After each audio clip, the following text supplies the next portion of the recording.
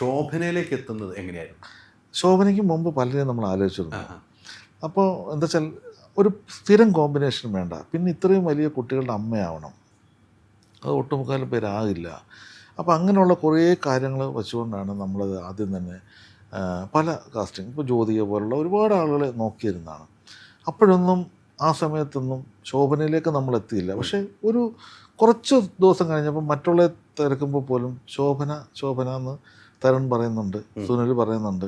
അപ്പോഴൊക്കെ എനിക്ക് ശോഭന എന്ന് പറഞ്ഞ ഒരു പടം ചെയ്യാൻ വേണ്ടി വരുന്ന ആവശ്യം കൊണ്ട് പോലും മദ്രാസിൽ വർക്ക് ചെയ്യുകയും അവിടെ മാത്രമായിട്ട് ചെയ്ത് കൊണ്ട് സിനിമയിൽ അഭിനയിക്കുക ചെയ്തത്. കാരണം ശോഭനയെക്കുറിച്ച് എല്ലാവർക്കും അറിയില്ല. കാരണം വളരെ ഒരുപാട് പ്രോഗ്രാംസും ഒരുപാട് അവിടെ ഡാൻസ് ക്ലാസ്സും എല്ലാം ഒരു കലയ്ക്ക് വേണ്ടി ജീവിതം സമർപ്പിച്ചൊരു ആളാണ് ശോഭന.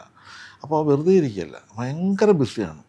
അപ്പോൾ ഇത്ര ഒരാൾ പെട്ടെന്ന് ഇത്രയും ദിവസം ഈ ഒരു വലിയ സിനിമയിൽ വരികയും അതിൽ 2 തരത്തിൽ ഷൂട്ട് ചെയ്യണം. ഒന്ന് മഴയുള്ള കാലം ഷൂട്ട് ചെയ്യണം, മഴയില്ലാതെ ഷൂട്ട് ചെയ്യണം.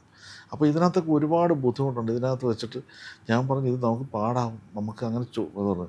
ഇല്ല, ചേട്ടനൊന്ന് ചോദിച്ചു നോക്ക്, ചേട്ടൻ നല്ല അടുപ്പമല്ലേ, ചേട്ടനൊന്ന് ചോദിച്ചു നോക്ക്. എന്നോട് അടുപ്പമുണ്ട്, ചിപ്പിയോട് അടുപ്പമുണ്ട്, വളരെ അടുപ്പമുള്ള.